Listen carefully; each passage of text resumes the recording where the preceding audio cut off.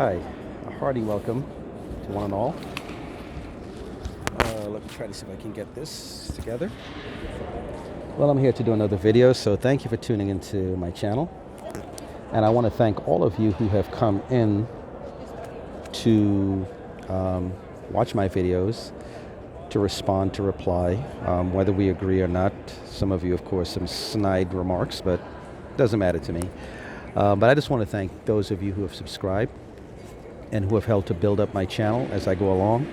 Yes, I know I'm not necessarily creating videos that are breaking the internet, but I do what I like and I post what I like, and I'm really thankful to you guys for tuning in and supporting the channel. This video I'm about to do today is probably not going to be of a concern to most of you or much of you, but hopefully once I put the title up, it will capture the attention of those that I would like it to capture the attention of, and hopefully we can take it from there. I'm here back in one of my favorite spots. I usually have a better backdrop, but the lighting in here is a little weird today, and so my camera keeps bulging in and out, and I'm trying to avoid that happening as it tries to focus. The other thing is I'm here near a spot which I'm looking up at right now that belongs to a certain orange individual that I really cannot stand. So I'm trying to get out of here before I get contaminated with something. Anyway, as I said before, this video is not going to be of a concern to much of you. Once I put the title up, I hopefully will attract some new eyes, or maybe some of you who are watching this video might find some interest in it.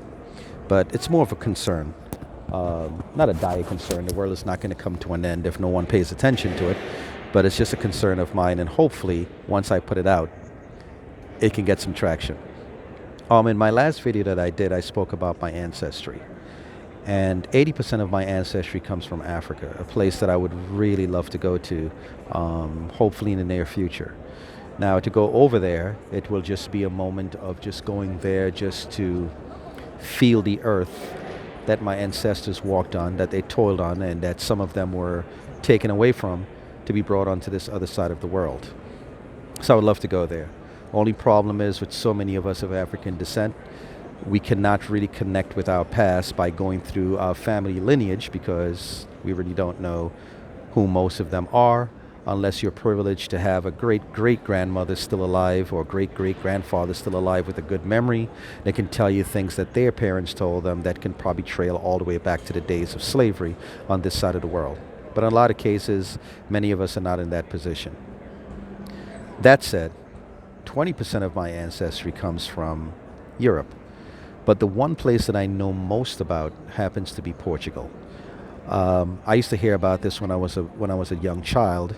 I should say a young child, but teenager. And when I was told about this, it didn't ring a bell. It didn't interest me. You know, you're a young teenager, you don't really care. I didn't have any interest in understanding my place in this world, what I was connected to. I do know, though, when I was growing up with my grandmother, that's on my father's side, my father's mother, on the island of St. Kitts, which is where my father was born. I do know that when I was there for the first 8 years of my life, I didn't pay attention to something that was quite obvious. It wasn't until after I left and I would refer to my grandmother to people I would meet who were from the neighborhood. When I say I left, I moved to New York City, and I was actually born on the island of St. Thomas, so that's another place I went to. But when I would run into people from the neighborhood back in St. Kitts where I was raised, and I would tell them about my grandmother, they would say, "Oh, the white lady down the lane?" Yes, my grandmother, if you saw her, you would not think of her as a black person. You would look at her, if you're going by U.S. standards, which we have over here, you would go by the fact that she's a white lady. Of course, it never dawned on me when I was growing up with her. But it gave evidence of the fact that I was told that her ancestry came from Portugal. Anyway, over the years, I've learned more about that, and it turns out to be that her ancestry comes from the island of Madeira. And you might say, where in the world is that? I've never heard of that before. Heard of that place before. But Madeira is an island, and that's spelled Madeira. That is an island in the northeastern Atlantic Ocean. about 500 miles southwest of Portugal, and it's off the northwestern coast of Africa. And it's an island that's there, fairly sizable island, relatively large. Not the biggest in the world, not even close to the biggest, but I would want to say it's larger than most of the islands in the Caribbean. Definitely larger than St. Kitts, where my father was born. Definitely larger than St. Thomas, where I was raised. It's an island that's actually owned by Portugal and has been owned by Portugal, I want to say, going back maybe to the 1400s, the 1500s. It's been under Portuguese control since. Now, again, I knew nothing about this island a few years back, but I started hearing more about it. And so I went ahead and I tried to research what was going on there. So what I found out was that after slavery came to an end in 1834 in the British colonies in the Caribbean, they needed a new labor force to fill in for the African labor force that they lost when slavery came to an end. What we tend to know a lot about is that they brought in East Indians from India to settle them in places like Guyana, Trinidad, and areas down there. That goes without saying. A lot of people know that story. There's even an Indian Arrival Day that is celebrated in places like Guyana and Trinidad, and I think perhaps Jamaica. The other group of people we happen to know a lot about happens to be, of course, the Africans coming over. We know that story all too well and why they were brought over and the long, horrible legacy and history of slavery. But let me go back a little further before I mention that. I have to go ahead and explain the people from Madeira. So again, they were brought in after slavery came to an end in 1834 at the end of slavery. And I think the first group of Portuguese people that came in, now, to be honest with you, or to let you know, the Portuguese had been in and around the Caribbean, at least in Brazil, for hundreds of years before that. Okay? But this was during the age of colonialism and conquest and exploration and so forth. I'm talking about a new wave of Portuguese people that came to the Caribbean region. The reason they ended up coming there was because the island of Madeira especially was going through a drought, number one. Number two, there was civil tension going on there on the island. And number three, there was religious tension that was also going on. So what happened was when the British colonies opened up with work, because so many former African enslaved peoples walked off the plantations when slavery came to an end, the British had to look around and say, hey, we need a new labor force down here. Well, of course, the planters who lost all that free labor from the African enslaved peoples decided they needed to get another labor force in there. So again, they brought in the East Indians, but another group of people they brought in were these Portuguese. And again, I listed three reasons, and I would call them the push factors, the things that pushed the Madeirans, these Portuguese people, to feel like they had to get up and look for opportunity elsewhere. Well, the opportunity presented itself when these British colonies opened up. So a lot of them took the opportunity, and believe it or not, their government was even pushing them to leave the island, realizing by getting rid of a good chunk of the population, ease the stress and all the tensions that were going on in the country at the time. So a lot of these people picked up, jumped on boats, and headed off to these Caribbean islands that most probably never even heard of or had never been to. So a lot of them ended up going to Trinidad and ended up going to Guyana and, of course, other places throughout the Caribbean. During that time, that is when my great-great-grandfather on my mother's side, through her father, came over to the Caribbean. I don't know the entire story, and I don't know how much of the story is true, but basically what happened with him was, I think he was a young boy, and I believe he was a stowaway. I think he just wanted to go explore. And I think he stowed away on a boat that was headed toward the Caribbean, going through Barbados, and he stowed away and ended up eventually on the island of Nevis. That's where my mother's from.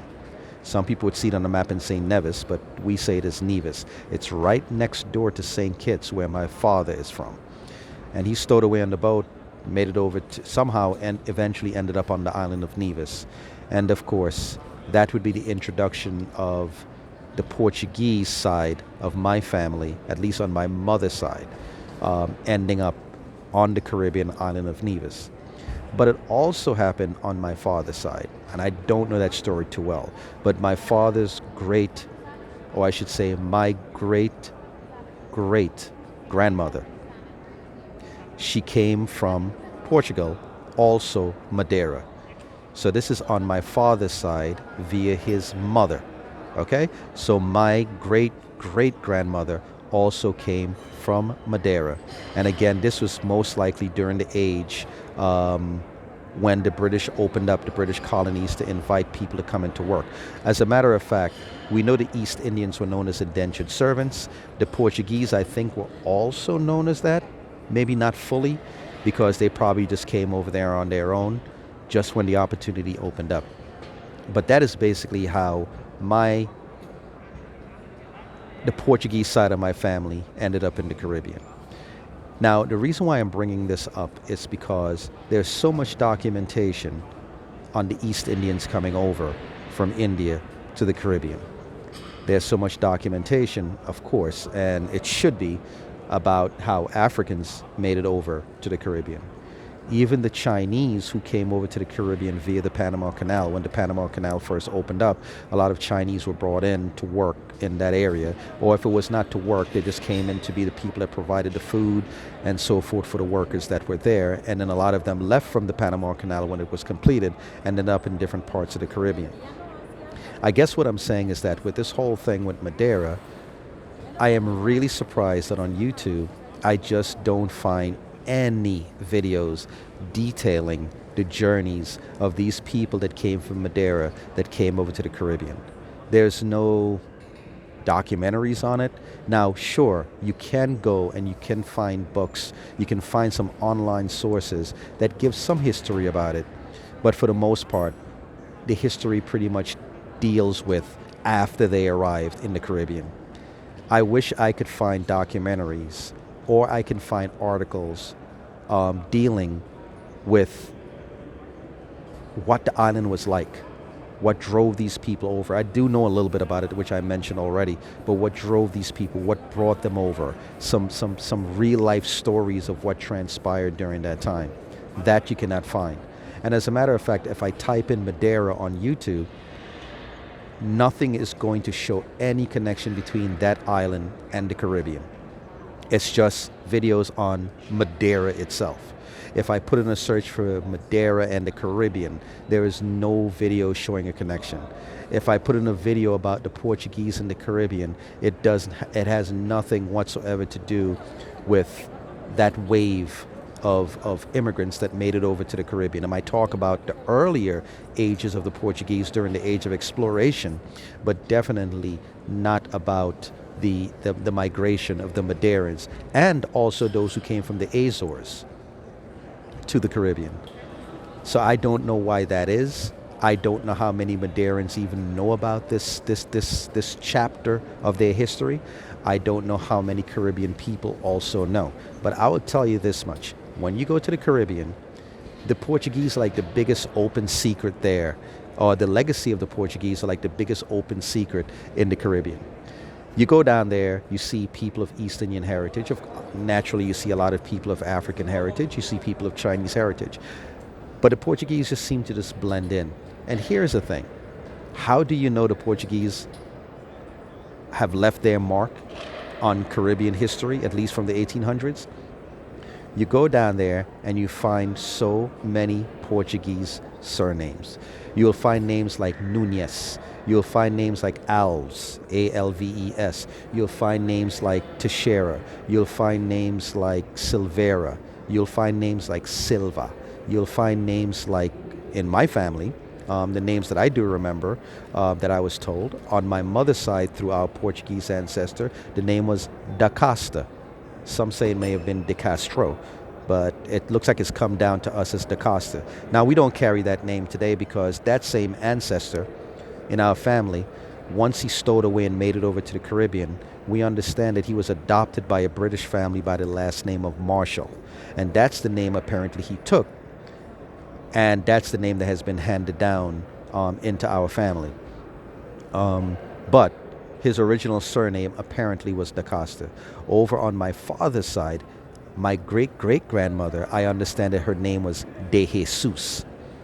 So you can see the Portuguese names there. You can go to places like Guyana and see Portuguese surnames attached to successful businesses down there. You can probably see the same thing in Trinidad.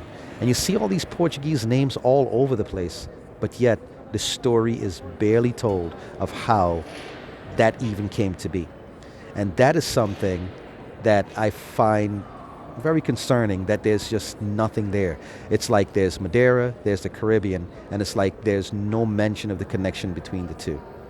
So, what I would love to do, if I had the money, put it this way, if I had the time, and if I had the connections, and if I had the money, I would like to be that person to go over to Madeira and document or detail this chapter, come over to the Caribbean, and try to see if I can go ahead and retrace the connection between the two, and try to see if I can document it. Problem is, I don't have the money to make the time, and I don't have the money to attract the connections. So it is something that I'm really, really looking forward to. Now, I promised my wife we're going to go to Madeira one of these good old days. And the reason why I'm also promising my wife, who is Guyanese, is because a part of her family history is also Portuguese, tracing right back to the island of Madeira. So we both have a mutual interest in going to this island to go to see where a part of our ancestry came from and to see what it's really all about. I understand it's a very beautiful place. I've seen videos of it. I would really love to go. Where to start? I have no idea. But I'm going to go ahead over there one of these good old days and try to see how much I can document and how much I can put together to see if I can bring something to YouTube, or maybe write a book and try to see if we can piece together this history of the Caribbean that is just not really known much about, or that is not really told.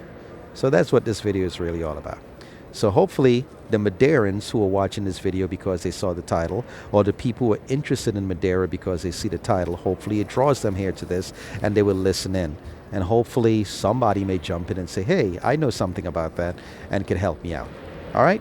So that is what this video is about. So I'm going to move on to my next video, which is a little bit more of a personal matter.